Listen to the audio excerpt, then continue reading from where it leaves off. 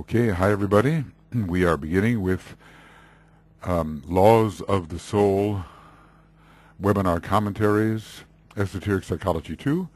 We're in number 5. We're on page 95, and we're in the Law of Sacrifice. DK gives a lot of attention to each one of these laws in this particular book. The section is over, well over 100 pages in the book. So it's a most significant study for us. We will go on in this 5th section now. This law of sacrifice and the impulse to give, remember the impulse of giving is the major theme of the law of sacrifice, can also be traced throughout every kingdom in nature. It is typified for us in the basic sacrifices which take place between the various kingdoms. The essential qualities of the minerals and chemicals of the earth are an instance in point.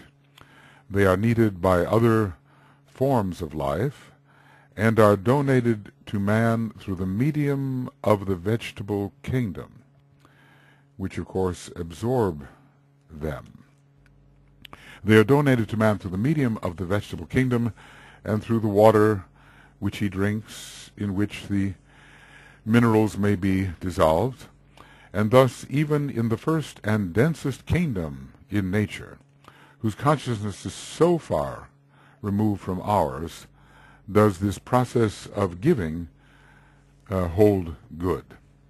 But the tracing of this law of sacrifice in the subhuman kingdoms is not possible here, and we must confine our attention to the world of human living and consciousness. And of course we can understand that the plant life sacrifices itself to the animal kingdom and to the human kingdom in terms of food, essentially, and to help to provide the oxygen which can be breathed and can sustain those forms of life.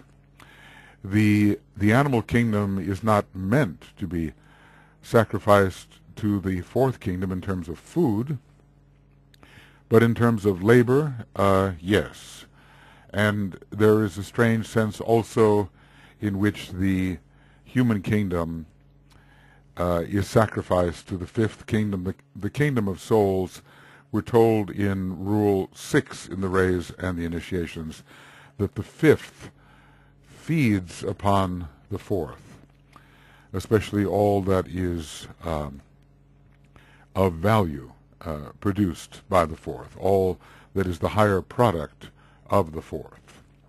All right, we come to a new section now, and this is the work of salvage or salvation, generally taking something in an apparently unusable condition and finding a way to use and redeem. Finding a way to use and redeem the apparently useless. All right, let's see if I can make this just a little smaller, I think. The law of sacrifice means also salvage, to find that which is redeemable, regardless of the condition. And, even in the case of the Black Lodge, if there is any slight tendency or energy in the energy system of such individuals which is redeemable and which tends towards the good, then they are not totally lost. We are told, and some effort is made to build upon that which is still redeemable. So it means also salvage and underlies all the evolutionary processes, and particularly does this emerge into clear significance in the human family. This instinct to betterment, the urge to progress or to progress, I guess, physical, emotional, and intellectual, the effort to ameliorate conditions, the tendency to philanthropy, which is so rapidly taking hold in the world, and this we know is a blending of the second aspect of divinity and the third aspect of divinity, and the sense of responsibility which does make men realize that they are their brother's keeper. Of course, Cain was asked, where is his brother? He had killed his brother. Of course, there's an occult meaning to all that in terms of the chakras, probably the relationship between the head center and the solar plexus center, between Vulcan and Mars. But Cain answered, am I my brother's keeper? And the answer here given by DK is yes. All these are expressions of this sacrificial instinct. So, in other words, we rise to higher quality through sacrifice. We give up something for a general improvement in our vibrational state. This is all a question of values and of what lower values can be sacrificed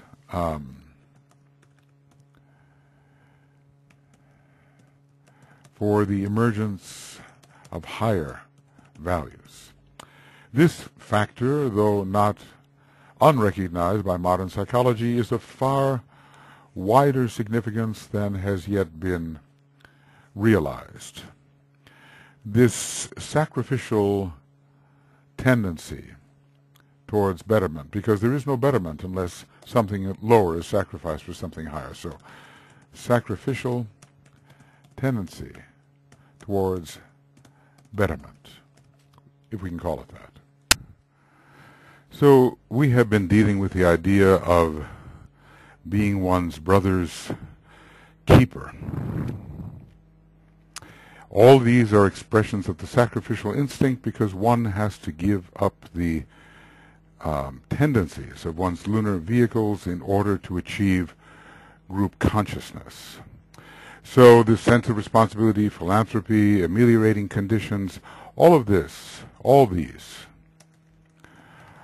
tend towards group consciousness, which is the great factor in all these laws of the soul.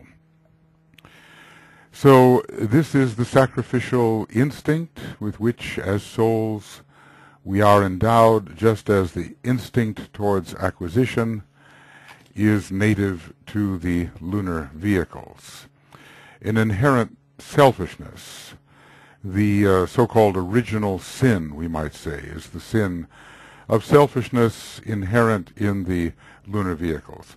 So this factor, the sacrificial instinct, though not unrecognized by modern psychology, is of far wider significance than has yet been realized. It is, this is instilled in us from the very highest sources, the source itself. It is inherent in the monad. This instinctual tendency is the one that itself governs the law of rebirth, constantly to uplift and redeem and improve the condition of the lesser lives. So it's the elevation of vibration. It is the expression of a still greater factor in the creative process.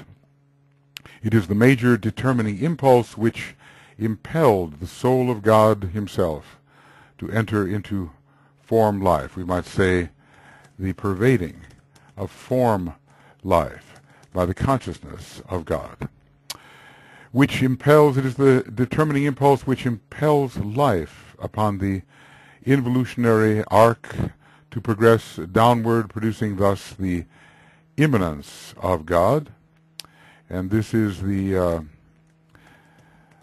first part of the descent of the monad, but also, before that, descent of the third aspect of divinity and the second aspect of divinity. It is also that the sacrificial instinct, the instinct of giving, the instinct of making sacred, it is also that which drives humanity forward into its wild struggle for material well-being, and let us say that this sensed as an improvement over conditions as they were before, stark, difficult, inhospitable. It is that, too, which urges man eventually to turn his back upon the world, the flesh, and the devil, the three aspects of divinity, as the New Testament puts it, and orient himself to the things of spiritual import. So there is an involutionary descent of consciousness into matter, much at the expense of consciousness, but for the general upliftment in matter, this general infusion of a higher aspect into a lower aspect. The prodigal son sacrificed the father's home, indeed, when he chose to wander forth into the far country. Now this, we could say, this is a sacrificial gesture. He wasted and sacrificed his substance through the use he made of the experience of life on earth until he had exhausted all his resources and there was naught left but the eventual sacrifice of what he held so dear, but had discovered to be so unsatisfying. Well, this is the story of every one of us.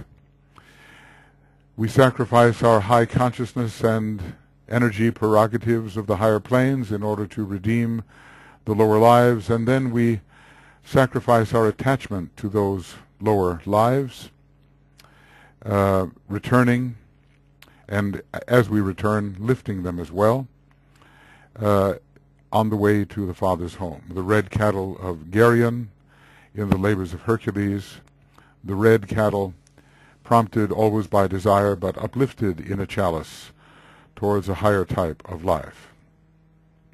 So some things were considered to be extremely dissatisfying. And did we really long for these things? Was it desire that drove us into the lower worlds, or was it the high Piscean, Virgoan, second ray, sacrificial urge from the monadic plane? For these things of lesser value he had sacrificed the higher values and had to return again whence he came. So we have here, in a way, the law of monadic return. Such is the life story of all sons of God who came into incarnation, as given to us under the symbolism of the Bible and the prodigal son, but the theme in all the world Bibles is the same. So we are involved in a sacrificial pilgrimage, sacrificing the high for the low, and then again the low for the high, all in the attempt to make all aspects of life sacred, correspondent with divine purpose. We could say, well, could they not work their way up without the sacrifice? Well, I suppose, in a way, given the nature of life, they could. After all, a man in other chains and in other solar systems works his way into the higher worlds slowly, without the intervention of the solar angels. And yet, millions of years of pain are saved because of the giving of these higher beings. I suppose that once we are in that state of realizing the unity, the inseparability of all lives, there is a deep spiritual longing to see an enhancement of that unity and its realization on the part of many lives who do not yet realize it, bringing them nearer to the goal through a divine intervention. We have been sometimes talking about sacrifice through divine intervention. It's the story of the solar angels, of Sanat Kumara, of our planetary logos, and of the world Savior. Whoever that world Savior might be, there is a deliberate act of intervention in the lives of those who otherwise would suffer longer in their ignorant and hampered condition. So we have to begin to understand the beauty of sacrifice. Yeah, okay. I became nothing there for a moment. The beauty of sacrifice. This must impress itself upon us as we study. And this form of relinquishment must be understood in terms of even understanding even the bliss of sacrifice, because of the nature of the energy of love. It is a loving gesture which contributes to the unification of all that the sacrificing one touches. So I suppose there comes a time in our evolution when we are actually looking for the next sacrifice that we can possibly make, rather than the next acquisition. We actually learn that sacrifice is spiritual acquisition, and that the grasping of spiritual delights guarantees a delay in their acquisition. Well, this is a great reversal of the attitude of the personality, and something that we have to get used to, and it does really begin to dawn upon us.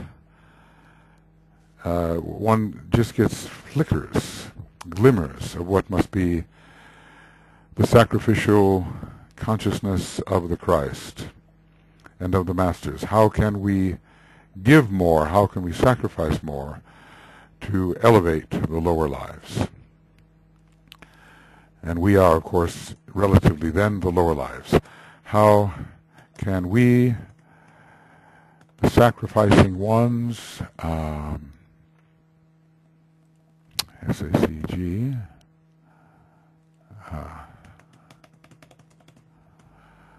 sacrificing ones. Yeah. So how can we, the sacrificing ones, give more and more and even more, so that the lesser, or so that life in lesser expression can rise? There really is only one being in all of the apparent others. So we can't say in the other forms of life there really is no other, but there is an apparent other that we must deal with when we are subject to the world illusion. So when as Master Moria says, when indeed have you ever become less? Through sacrifice. The instinct, or the impulse really, towards giving. And this it is that controls the life of the soul, and even more the life of the monad. Well, the monad is a being with consciousness on its own plane, and the soul as the monad with consciousness in a relatively hampered condition compared to the monadic plane. the impulse towards giving. I hope that can sink deeply into the consciousness of all of us. This urge to sacrifice, to relinquish this for that, to choose one way. Notice how Saturn is involved in choice, always involved in processes of choice. To choose one way or line of conduct and thus sacrifice another way because having it all is not yet possible in this fragmented world. To lose in order eventually to gain, that's the death process. And the 8th house process, Scorpio. Such is the underlying story of evolution. The urge to sacrifice, to give up, to relinquish this for that. As long as we are in a dualistic world, let's just say that this process is necessary in a dualistic and fragmented world, which confines our perceptions to specific things. Well, we're living through this, and this is the way we have to operate. Perhaps once we have a vast holistic consciousness and are infused in all the things we perceive, well, even then, sacrifice would be operative, because we would descend into the world where that type of holistic perception is not possible, and we would take on vehicles and circumstances in which fragmentation still existed. But anyway, this urge to sacrifice, to relinquish this for that, to choose one way or line of conduct and thus sacrifice another way, to lose in order eventually to gain. A man must lose his life to find it, right? Didn't the Scorpio St. Paul say that? A man must lose his life in order to find it. Such is the underlying story of evolution. And, you know, if we were really brave about our spiritual work, we would say, okay, what is my next sacrifice? Not only to better myself, but to better all those whose lives my life touches. What is my next sacrifice? Probably few of us are inclined to speak to ourselves that way, but it would be an interesting process. What can I now relinquish in order that there be greater abundance for those whom I serve, and incidentally, it will happen, of course, also for myself. Such is the underlying story of evolution. This needs psychological understanding, because it's such a, such a reversal of the usual attitude. It is a governing principle of life itself, or of pure being, of the identity of God itself, we could say, of God itself, and runs like a golden pattern of beauty through the dark materials of which human history is constructed.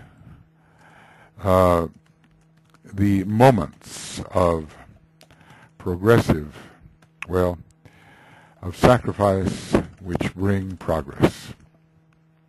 And without those moments, we would be stuck in acquisition and in selfishness, and we would remain attached to the lower worlds.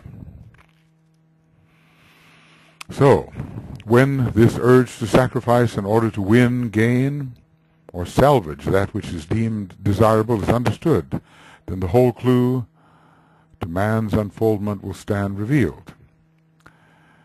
There are so many things along the way that we have to let drop from our hands. Sometimes we have outgrown what we let drop from our hands, but at other times the desire to hold on still exists, and yet in the face of that desire we still let that something drop from our hands. Well, that is when you let drop in your hands something that at the moment you still hold dear, then that is a real sacrifice for something that is really needed for the welfare of some aspect of yourself. One's reminded of the widow's mite. Really, anything we give is a mite, really. But the Christ said, in the temple she hath given all she hath. And others have given far more, but they did not give from the very depths of themselves, and it cost them relatively nothing, and therefore their progress was relatively small. One can imagine that that particular widow of long ago is far advanced on the path at this time, having done what was so estimable, in the eyes of the great teacher. So when the surge to sacrifice in order to win, gain, or salvage that which is deemed desirable is understood, then the whole clue to man's unfoldment will stand revealed.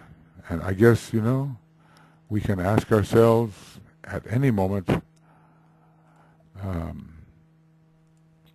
we could say, what am I hanging on to? Such English. What am I hanging on to which, released, would benefit others and myself? Well, this is something that one has to take into one's own deep consideration, and may find, of course, that it's not material objects at all, but can be certain attitudes, certain tendencies of thought, certain perceptions. We're all attached to certain things which, if relinquished, could bring an inflow of energy of a much higher value. But it's for each one of us to discover what that might be. This tendency or urge is something different to desire, as desire is academically understood and studied today. Well, I think he's saying here already that the soul has its desires, and so does the monad. We cannot really drop desire, but we can make it, as Master Moria says, goal fit.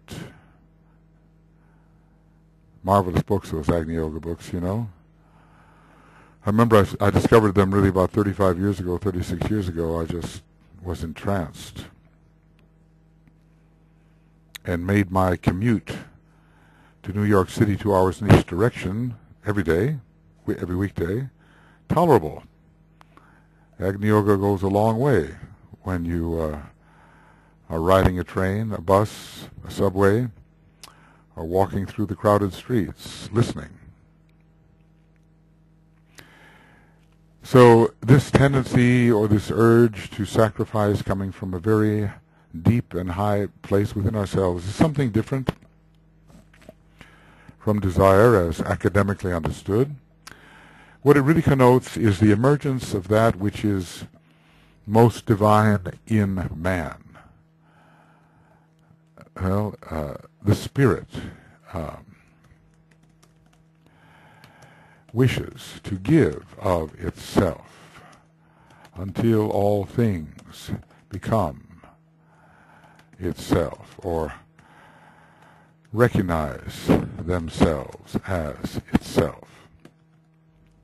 It is an aspect of desire, but it is the dynamic, active side, and not the feeling, sensuous side. It is the predominant characteristic of deity. Let's just say that deity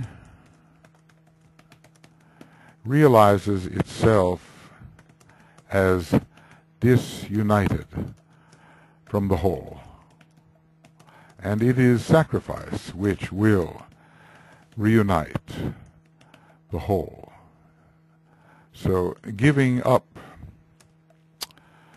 all that which makes us perceive in a lesser way for the onset of higher perceptions. So what is it that keeps my consciousness in ignorance, keeps me confined to customary assessments, customary perceptions and understandings? Can I sacrifice those mindsets, those attitudes of desire and mind? Can I sacrifice my habits? Can I relinquish? Notice that DK does not abandon the idea of relinquishment. As I say, so many of us may try to sugarcoat the idea of sacrifice so that it becomes palatable to the frightened personality, frightened in the face of what it might have to relinquish. And then one never has to face the removal of that which the grasping hands still seek to grasp. When you look upon a great individual, or any great life, a status is achieved through sacrifice.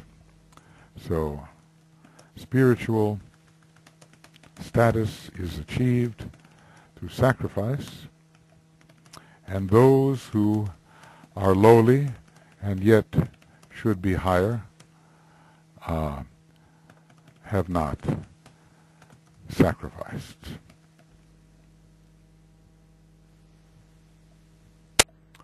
Of course, life itself forces us to sacrifice.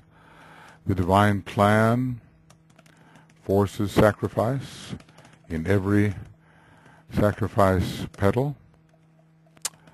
But the voluntary sacrifice is far more powerful for progress. So again, as the Christ said, he who would be first, let him be last. The first shall be last. Of course, it's also an astrological, zodiacal statement about the union of the end of the cycle and the beginning of the cycle. But he who would be first among you, let him serve. So let the one humble himself who would be first. Let the one who gives most shall be highest. That is the amazing truth.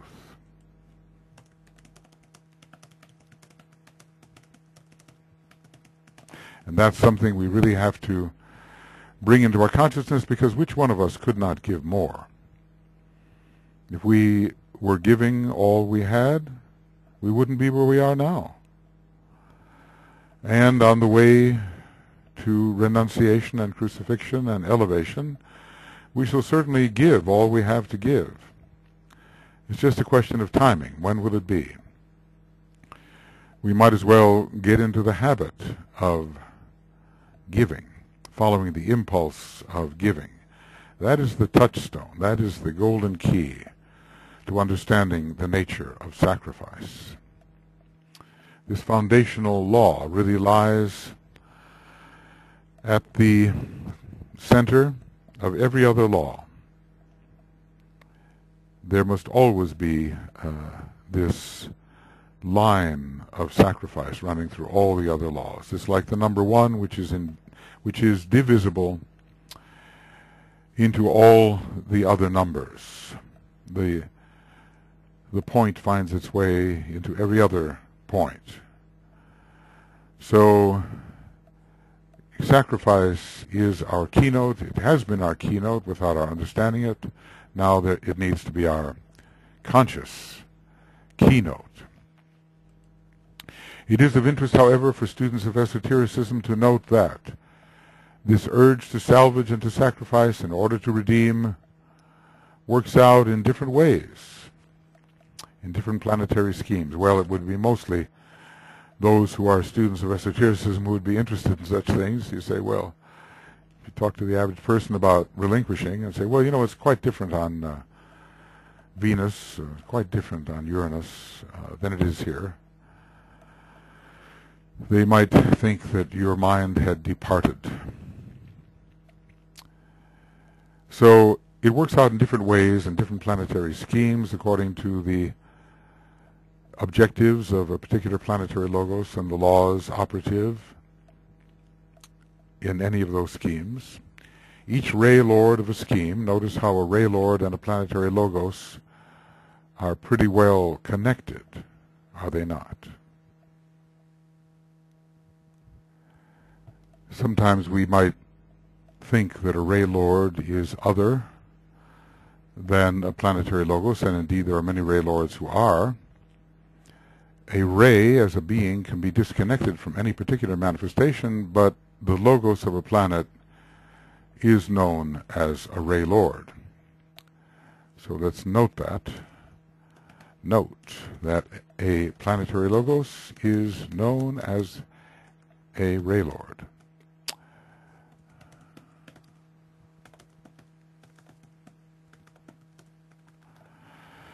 So each ray lord of a scheme manifesting through a planet expresses this urge to sacrifice in varying ways. And each expression is so different from the others that it is hard for a human being to do more than sense that methods which exist, than sense that method which exists on our own particular planet. Well, sacrifice is hard enough to understand, even here. Hard to understand even on our planet, let alone others.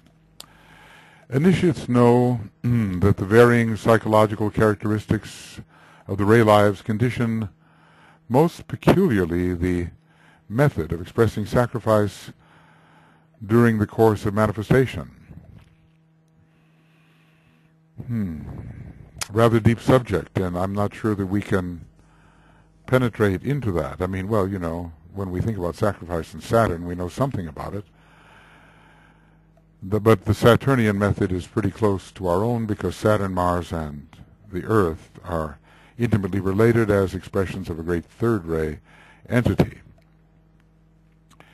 We might say sacrifice in relation to Saturn is pretty much not this but that. Sacrifice in relation to Mars has to do with self-immolation. Sacrifice in relation to the Earth, well, maybe we will learn more. There's something about uniting, at oneing the pairs of opposites. Possibly.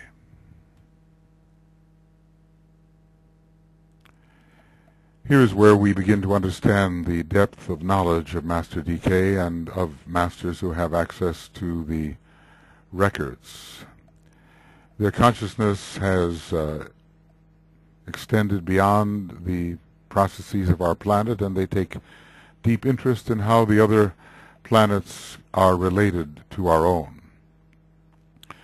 So the varying psychological characteristics of the ray lives condition most peculiarly the method of expressing sacrifice during the course of manifestation, but all do express sacrifice in one way or another. The great stream of living energy which is manifesting itself in our Earth scheme of evolution is conditioned by a temperament, an attitude, and an orientation that is that of a divine rebel. One might almost think we were speaking of Mars in this respect. We have to remember here that the monadic ray of our planetary logos is the first, and it does not inherently brook restraint.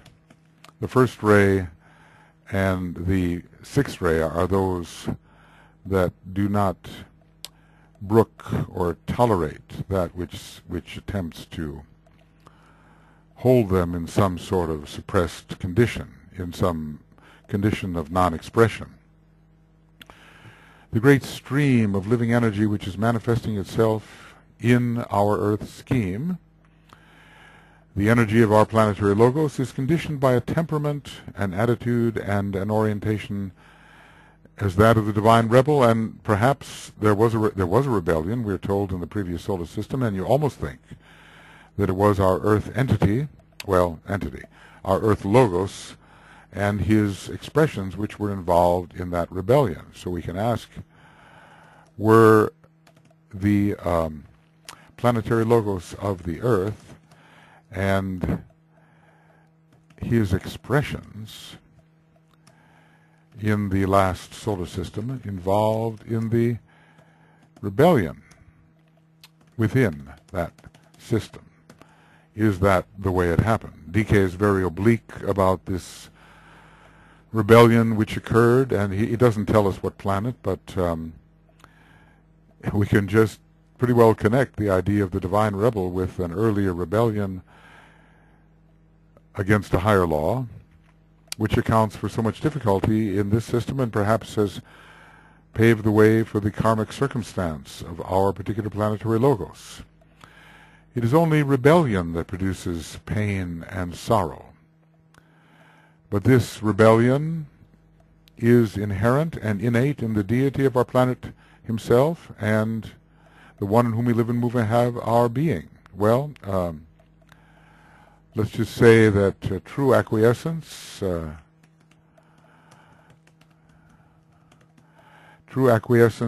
does not cause pain. The devas are acquiescent. The devas are acquiescent, and they do not grow through pain so much as we do. They grow through the joy of what they build themselves into, through appreciation of beauty, through participation in form. They grow in different ways. We, the human family, which I think has a great deal of first ray in it, maybe on the monadic level, shatters the forms and rebels against containment. You kind of wonder, though, whether the spirit itself, when faced with confinement in form, does not automatically turn rebellious, at least the spirit of the monads, which are human in nature. In general, I would think this would be true of spirit no matter what. So it is only rebellion that produces pain and sorrow, because rebellion causes a rending process. You see, pain and sorrow relate to a rending and tearing process. And rebellion against confining form causes a tearing, a rending of that form. If we're perfectly content in the circumstances in which we find ourselves and do not push against the limits, push against the boundaries, well, we avoid friction. So let's just say that rebellion and friction are inseparable. And that's why I also think that Mars has a strong quality there of resistance as well. It is one of the most frictional planets. It asserts itself against limits. It appears that our planetary logos does too. I kind of wonder whether the monadic ray of both of them is not the first. We know that the monadic ray of the Earth is the first, and we understand that the Fifth ray is very highly placed in Mars. It's really more of an orange planet, but 5 has to resolve to something, doesn't it? Because we cannot have a monadic ray on the rays of attribute, ultimately. So I wonder if it doesn't resolve to the first ray in this school for warriors, and the school which trains destroyers, as we are told. First ray has to be somewhere. Maybe in its soul nature. If it was in its monadic nature too, it would be extremely destructive. But we're not given to know entirely those higher ray combinations. So it is only rebellion that produces pain and sorrow, but this rebellion is inherent and innate in the deity of our planet. By that I assume we mean our planetary scheme, the one in whom we live and move and have our being. Not just our globe lord, not just our chain lord, but our planetary scheme. It is therefore a tendency greater than the individual unit, and we might say that we all, as earthlings, are imbued by this tendency towards rebellion.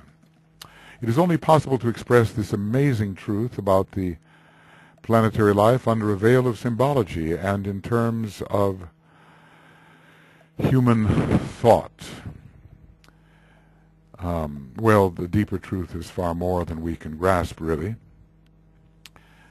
In this, there is ever a risk, for men interpret all they read and hear and experience in terms of themselves. So this is anthropomorphism, seeing all other forms in terms of the human form, seeing all processes in terms of what's transpiring with us, because what else do we have as a reference point? We understand something about what's happening to ourselves, and we don't understand how different it might be elsewhere. So this projection of our own psychology upon, and our own process upon the processes found elsewhere in other beings is a great limitation. I'm sure there are parallels, but there are some powerful differences which we may not comprehend at all. Not yet. So anyway, he seems to be relating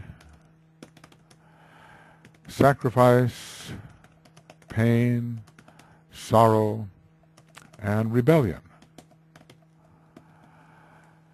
I suppose it is this attitude of the rebel that makes us want to return as the prodigal son, feeling that our inner nature has suffered a great indignity in its confinement. Even the servants in my father's house have more than I have, and I am the son, he was saying to himself. Is it rebellion that makes the monad go forth sacrificially into the lower worlds? Well, it's more difficult to understand rebellion at that level than it is in terms of the prodigal son returning. Against what are we rebelling? We certainly all feel confinement to some extent, and we're probably not willing to tolerate that forever, which is the reason we are taking pains with our spiritual studies and esoteric meditation to scientifically work our way out of this condition of spirit restraint and return to a much freer condition where our own will, the will of being, the will of spirit, will have its sway and will not be imposed upon. Really, the true spirit, the true being, than which there is no other, has no other to impose anything upon it. So the natural condition of the spirit is one of untrammeled will, a will which cannot be resisted because there's none other to resist. But in our very confined conditions in the lower worlds, we will not tolerate, we will not brook the apparent confinements. And so we attempt to throw them off. And we have a revolution. Rebellion leads to revolution. So now let us study what the old commentary says about our planetary logos, the divine rebel. And this is in solar systemic terms. He entered into life, presumably the life of the cosmic physical plane, and knew it to be death.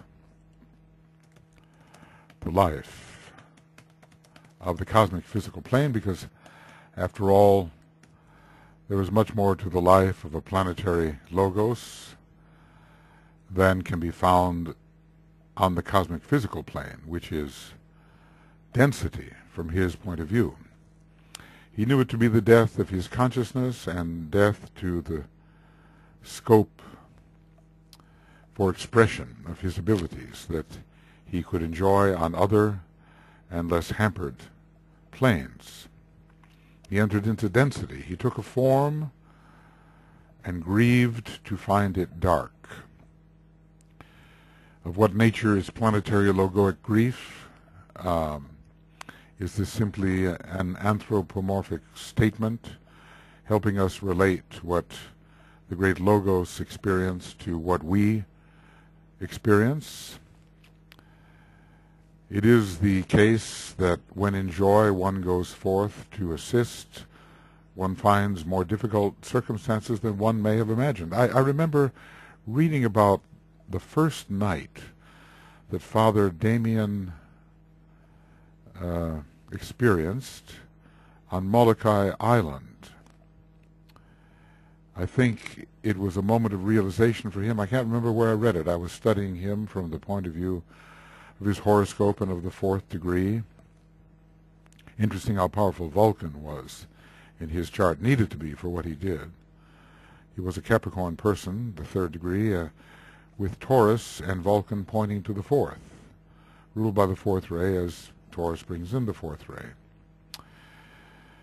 So I was studying that, and he had quite a grief-filled first night on that island, realizing he was indeed sacrificing everything he had for those who had contracted leprosy and were banished to that particular Hawaiian island to be rid of them, to get them away from others so others would not be contaminated by them.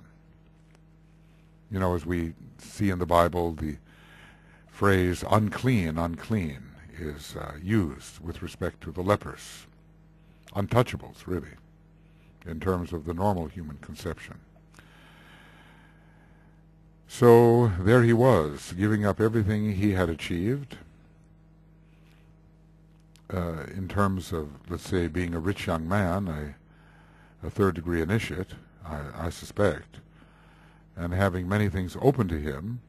It's a bit like Albert Schweitzer. He had all of Europe open to him as a musician, a builder of great organs, you know, all the multiple keyboards, a theologian, a recognized philosopher, had everything. But he went to Lamborghini. This is a movement towards the 4th degree, wouldn't you say? He drove himself forth from the secret place and sought the place of light, and light revealed all that he sought the least. Well, he came forth from his soul nature into incarnation. The secret place is often the place of the soul. He came forth into incarnation and found it dark. He left the realm of the cosmic soul. And the light that was inherent in him revealed not what he had sought, but extreme confinement and tamas. Extreme confinement and tamas. Inertia. And non-responsiveness. That's, one goes forth to help and save and serve and realizes that the sphere into which one has entered to bring help, service, and saviorship just doesn't respond. So this is something one has to live through and has to find the ways to ensure that some response will be forthcoming, and that may take a lot of work. He craved permission to return. Well, every being has to ask permission of his superior. It's all a hierarchy in the universe. So we can just say this is an hierarchical universe. He sought the throne on high and him who sat thereon. And who would this be relative to a planetary logos? So this would be a solar logos. And he said, I sought not this. I looked for peace, for light. Well, like so many, if we take it down to our own level, we may think that the sphere into which we are moving sacrificially is far less handicapped than we discover it to be. So I looked for peace, not for friction, for light, not for darkness, for scope to serve, and everything hampers me, to prove my love and reveal my power. But none of that, let's just say the environment resists that revelation, that love. And all is hampered and non-receptive. Light there is none. Not in the cosmic physical plane, especially in the densest levels of the cosmic physical plane, the lower 21 systemic subplanes. Light there is none. Peace is not found because there is a cacophony of inharmonious, dissonant, warring energies. Straight to the point, right? Let me return. Well, he who has set his hand to the plow and seeks to return is not worthy to enter the kingdom of heaven. This is the great teaching the Christ gave on the human level. It seems also to apply. I wonder who would know this planetary psychology. I mean, how does any writer, unless of course the writer is the planetary logos himself in some way, how would any writer know what is in the psyche of the planetary logos? What would be the dissatisfaction? What would be the sense of rebellion? Would there be the desire to return? Well, we have to stay with those questions because we just don't know how anyone writing the old commentary would get into the psyche of the planetary logos. Light there is none, peace is not found. Let me return. But he who sat upon the throne turned not his head. It comes right back to the one who pleaded for escape. He seemed not e'en to listen nor to hear. There's no discussion here with the great solar logos about what the planetary duty may be. And sometimes when someone might go forth on a human mission that we have sent them upon, and they said, I really want to go back, I don't want this mission, could we adopt this attitude of letting them hear their own statement and not simply engaging in any form of persuasion, any form of dialogue? He seemed not e'en to listen nor to hear, but from the lower sphere of darkness. This is exactly like the sixth ray. This is so interesting. I'll show you this in a minute. But from the lower sphere of darkness and of pain, a voice came forth and cried, "We suffer here. We seek the light. We need the glory of an entering God." And DK says, "I can find no other words except these last two to express the ancient symbol from which I am translating. Lift us to heaven, enter, O Lord, the tomb. Raise us into the light and make the sacrifice."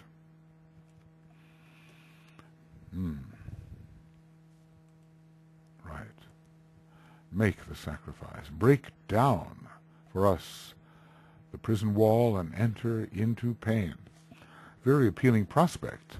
And here is sacrifice on the level of the planetary logos. And we try to convince ourselves that there's no problem with sacrifice. It's not necessarily painful. You also hear this kind of New Ageism. Pain is inevitable, suffering is optional. Maybe not. We human beings will do so much to... We have this hatred of pain, you know, being a fourth-rate kingdom. And we do so much to make the hard places of life seem less hard, seem more tolerable, simply seem easier. But maybe it just isn't that way. We need the glory of an entering God. Make the sacrifice. Raise us into light. Break down for us the prison wall. We are prisoners of the planet. Free us. Come forth under Saturn and act the role of Uranus, if you know what I mean. So, come forth under obligation of Saturn and act as the liberating Uranus. Well, I want to go someplace with this. I want to go here to a similar situation for the human being, where he says, how can I break my tunnel down? What shall I do? This is an esoteric psychology under the Law of Repulse. Another pilgrim in the dark came up and, groping, found the follower. Well, let's just say that right before this, the follower is asking the deep voice that came from deep within his heart, the temple of his heart. This voice is speaking with clarity, and look deep within, around, on every side. The light is everywhere, within the heart, in me, the divine being, and all that breathes and all that is.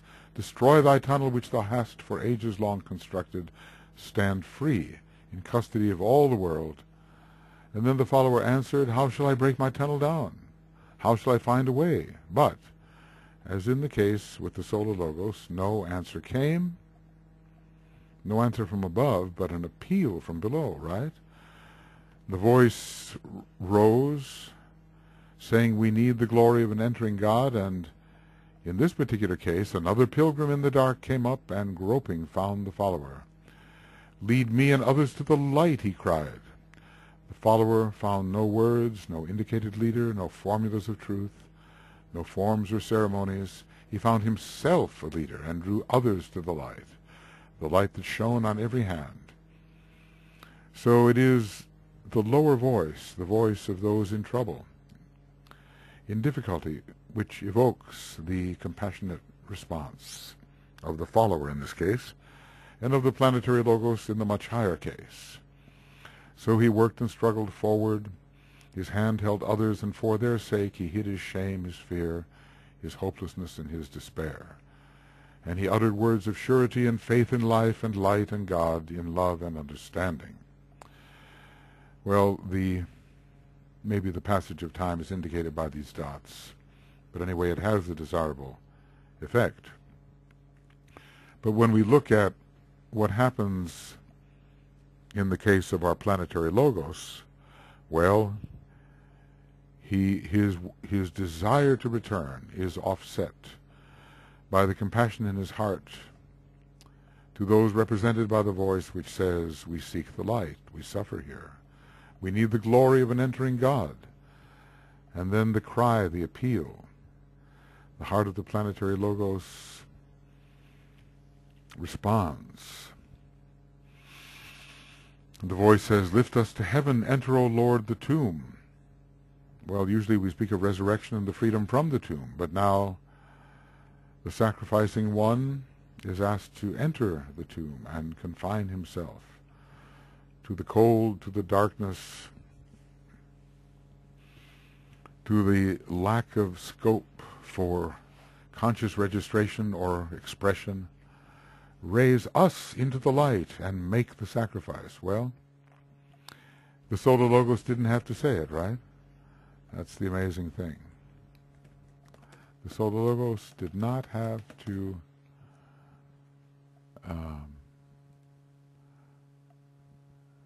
speak these words.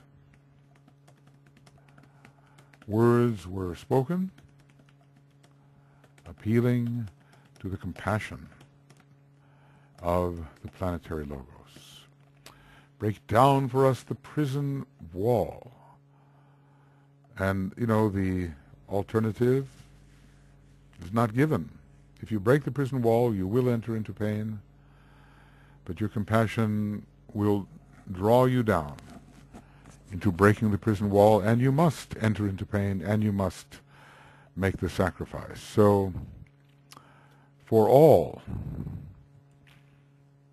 who truly sacrifice, there is an entering into pain. So, perhaps a bit sadder, the Lord of life returned following the obligation of his heart. He liked it not, and hence the pain. In other words, he held his post and yet sustained the inner attitude of rebellion. He liked it not, and hence the pain. I think I'll just read that all together. I'll find the place here. Entering God, there's only one. Find the unique words. So let's just read it and see if we can get the sense and how we might apply that to our own condition when we ask, what further sacrifice can I make at this time? Out of compassion, for the sake of love, for the sake of the growing unity and the upliftment of others. He entered into life and knew it to be death. He took a form and grieved to find it dark. He drove himself forth from the secret place and sought the place of light. And light revealed all that he had sought the least. He craved permission to return. He sought the throne on high, and him who sat thereon. He said, I sought not this. I looked for peace, for light, for scope to serve, to prove my love and reveal my power. Light there is none. Peace is not found. Let me return. But he who sat upon the throne turned not his head. He seemed not e'en to listen nor to hear. But from the lower sphere of darkness and of pain a voice came forth and cried, We suffer here. We seek the light. We need the glory of an entering God. I can find no other words except these last two to express the ancient symbol from which I am translating, says Master D.K. Lift us to heaven. Enter, O Lord, the tomb. Raise us into the light and make the sacrifice. break down for us the prison wall and enter into pain. The Lord of life returned. He liked it not, and hence the pain. So, again, we find that rebellion produces friction. The attitude of the divine rebel is sustained, but duty is stronger, and the great sacrifice persists. There are two in a way great sacrifices. This is about the planetary logos, not about Sanat Kumara per se, which is an emanation, a salvational emanation at a later stage in the planetary process. So we might say that Sanat Kumara is a salvational emanation at a later stage in the planetary process, much later, really. So this is the condition of our planetary logos in this particular solar system. We don't know the condition, his condition, or the condition of the other planetary logoi in the previous solar system, but we do know that if these logoi are as chakras of our solar logos, then they had to have been there as he is manifesting, because one manifests through the chakras. That is an interesting question. Are they independent beings, or are they really, in a sense, chakras of the solar logos? Did I say planetary? I meant solar logos. Solar logos. And if they are chakras, are they chakras on all the levels as well? Are they expressing as the astral chakras and the mental chakras, and there are going to be chakras beyond that as well? Well, they uphold in energy transmission a kind of chakric function. That much, in all simplicity, we can tell ourselves. So both the planetary logos and Sanat Kumara, who is an emanation of that logos, both have experienced sacrifice. Is Sanat Kumara's attitude that of the divine rebel? Well, when we speak of Sanat Kumara, we rarely speak that way. We speak of his astonishing patience. It's almost as if he is a great second ray emanation. But he will share in the psyche of the planetary logos, since as an emanation he is the planetary logos. But we have to remember the first ray nature of our planetary logos. And then inherent in every one of us, especially if a human being, this attitude of being the divine rebel. The same conditions which blend the law of sacrifice with pain and sorrow could be rather blended with bliss. This giving could be a blissful state, but at least on our planet it's a blending of sacrifice and giving with pain, sorrow, and difficulty. Are found also on the planet Mars and on the planet Saturn. They are not found on the other planets. So to sacrifice on the other planets, to sacrifice is not to fall into pain, sorrow, and difficulty. Let's put that down. On the planets, to sacrifice is not to fall into pain, sorrow, and difficulty.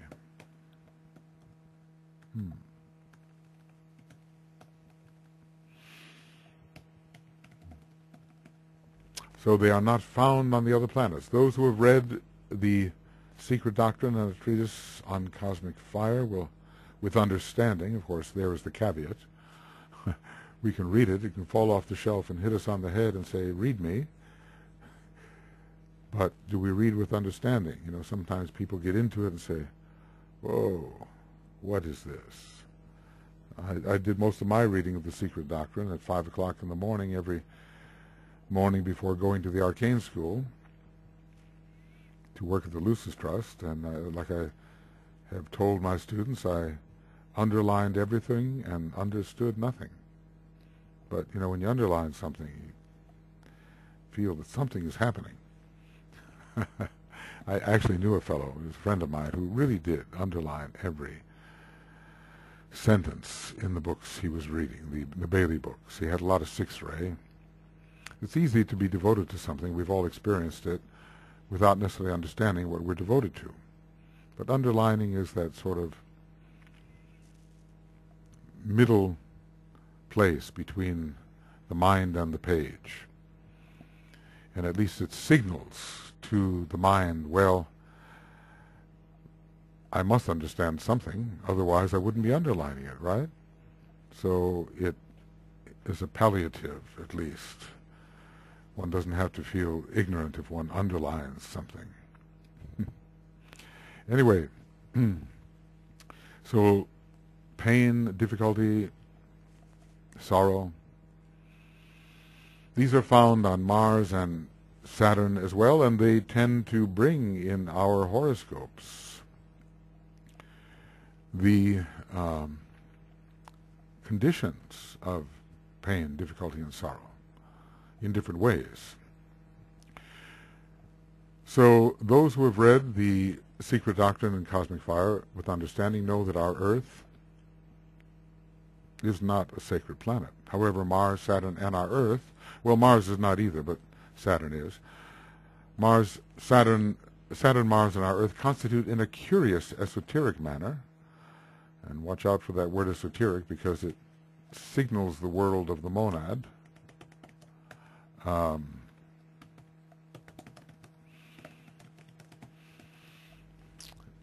In a curious esoteric manner constitute the personality of a stupendous ray life, whose energy is that of the third ray. In my present attempt to understand this, I have considered this to be the third person of the Logoic Trinity. Father, Son, Holy Ghost, that great ray life who embodies or expresses the third ray through the mind, emotions, and physical vehicle, which actually are Saturn, Mars, and the Earth. Then there is the Son, a great ray life, and the Father, a great ray life. The three persons of the Logoic Trinity. So he does say a stupendous ray life. Now, you know, is that life within our solar system? So far, I'm hypothesizing that it is. And we do wonder what the monadic rays are here. We know that the monadic ray of Saturn is the third, and of Earth the first. Different lines can be drawn to the different planets, from our Earth to the first ray monad of Uranus, and our third ray personality to the great third ray of Saturn, monadically and otherwise, and from our second ray soul, the soul of the Planetary Logos, to the second ray soul of Jupiter. There are these not only lines of harmony, but lines of identicality. We have the identical monadic ray with Uranus and maybe Mars, and the identical soul ray with Jupiter. So these three planets constitute in a curious esoteric manner, we are not going to yet understand, the personality of a stupendous ray life. Are there any planets that that somehow constitute his soul or his triadal vehicles? Well, this ray life has the third ray particularly, and the only other planet that I can think of that, well, there's two really that have third ray in their system. Mercury, definitely, and Uranus, apparently. Maybe to some degree Pluto, in a way not expressed, but Pluto has so much about intrigue connected with it. Well, the third ray also touches the trident of Neptune. Of course, Saturn, and we've discussed that, and sometimes Venus has to do with higher mind, which seems to be the domain of the third ray, but there's not so much about Venus that we would be connecting normally with the third ray. There are, as has been stated elsewhere, 7 sacred planets, but 10 planetary schemes, even 12. And in 3 cases, those of the 3 major rays, 3 planets constitute the personality of each ray life. Well, this may be a little difficult to interpret. 7 sacred planets and 10 planetary schemes, and in 3 cases, those of the 3 major rays. And I have to say, probably working through the 3 persons of the Logoic Trinity, 3 planets constitute the personality of each. Because, we might say, well, we should think that what we're really talking about is the synthesizing planets with 3 planets constituting the personality. But the synthesizing planets are included among the 3, because we're going to see in a minute that there's a group of 3 that are expressing the personality of another ray life, and Uranus is included. And then we can infer that maybe Neptune is included when expressing the personality of a great first ray life. After all, Neptune does bring dissolution and destruction at prolaya.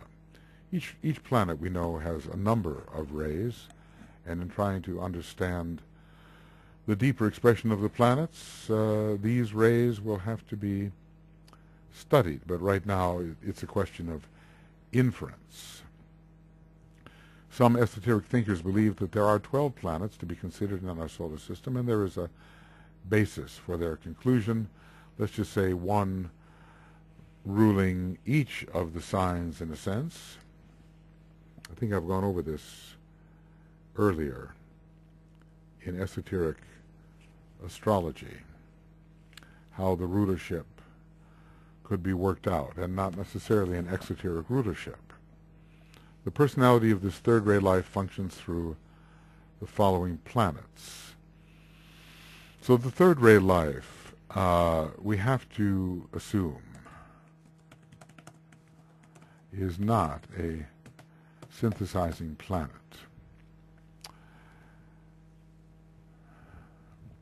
Well, as I say, the personality of the ray life is one thing, but what about the soul nature in its triune aspect? And can we bring in the monadic nature, which is also triune through the spiritual triad and even on its own plane?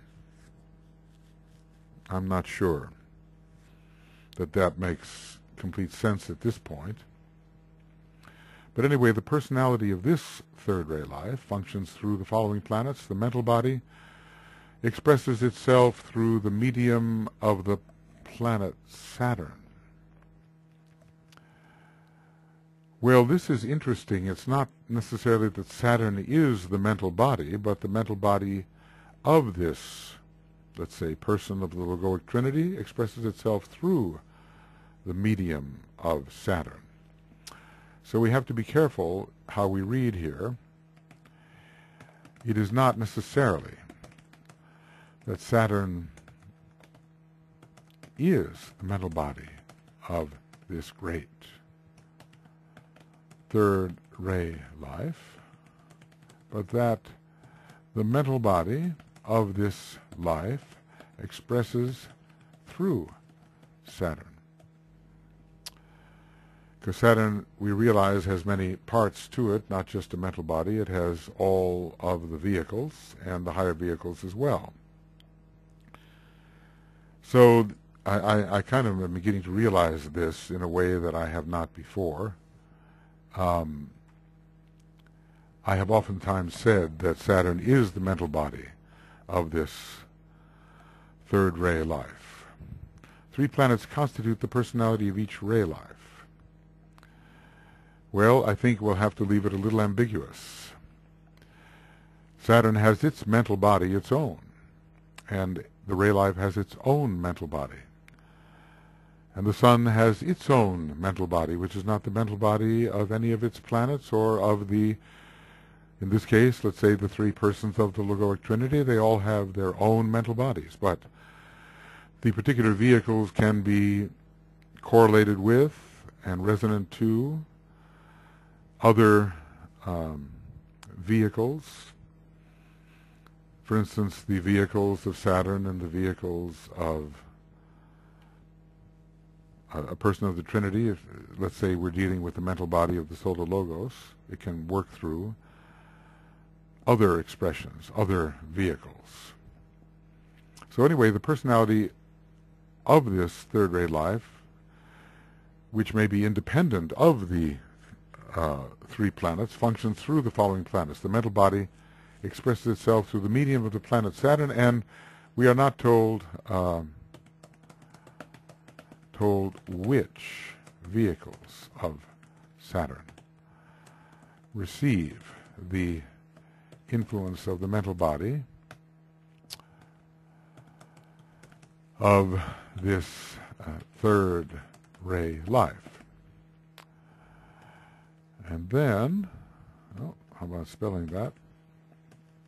The astral body expresses itself through the planet Mars, but it's still the astral body of the third ray life, of the third ray life. And the physical body expresses itself through our planet Earth. Is Earth the physical body, or does the physical body of this being expressed through Earth? I think we'll have to leave that, for the moment, unresolved. But let's just say there is a great connection between this life and these 3 planets, and similarly, the potency of this life is such that he requires 3 complete schemes, all 3 closely allied and interdependent, through which to express himself. Uranus, Jupiter, and Venus are similarly allied in order to manifest or express a great life, probably a parallel life, and I assume here that we are speaking of a second ray life.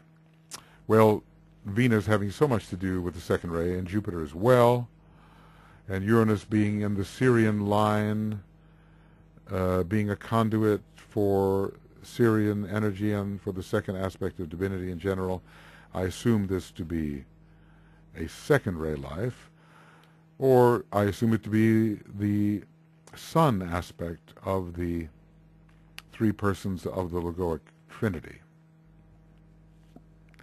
These facts constitute a tremendous mystery and in no way negate the truth that Venus has a peculiar and intimate relation to the Earth. The different planets in our solar system have many relations, just the way we as human beings relate not only to one person and one function, but have many different relationships.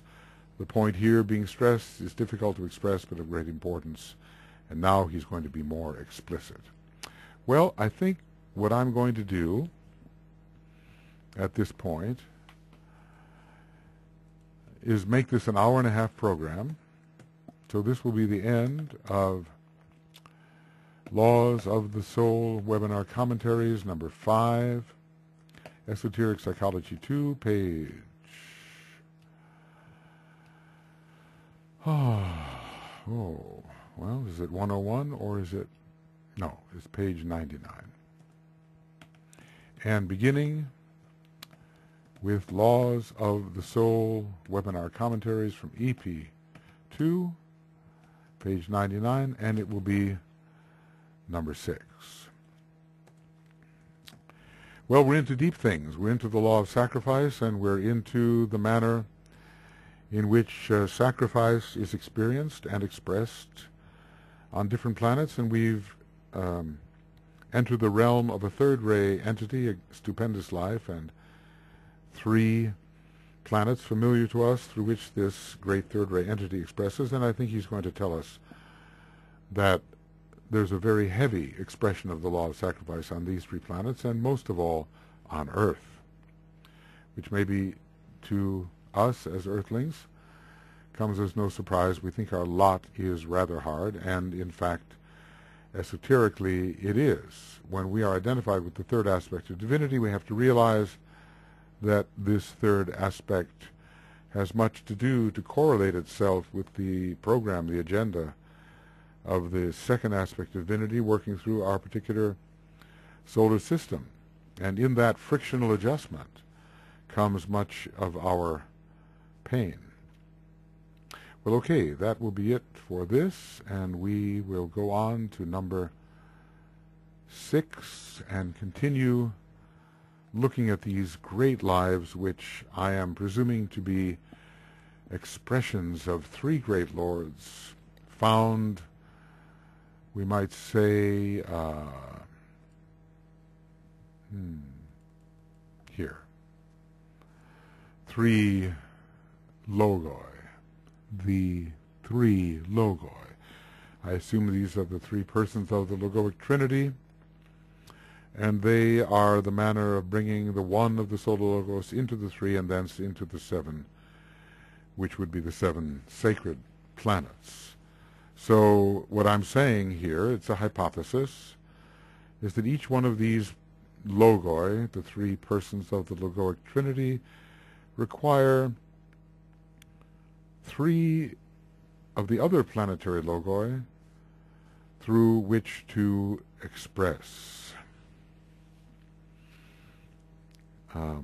And, of course, on this monadic plane as well will be the presence of the monads of the non-sacred planets. Well, let's just say that this is really the monads of the non-sacred planets are found on a very high level, but the type of expression found here is, I think, not limited to the sacred planets only, but some sort of expression relative to Earth, to Mars, to Pluto, and so forth will also be found here. It says these are the 7 planetary logoi. Usually they are considered the sacred ones, and when it says the 3 logoi, it seems like too expansive a statement. If we were to relate the 3 logoi, to the 3 sacred planets, and remembering that the 3 sacred planets, at least 2 of them, are among the threefold personality expressions of these greater ray lives. And indeed, the 3 persons of the logoic trinity are great ray lives, representing the first, second, and third rays. So for the time being, we have a hypothesis here, and we will learn over time of the extent of its accuracy. All right, we'll let this go for now, and we'll see you with number 6. See you then.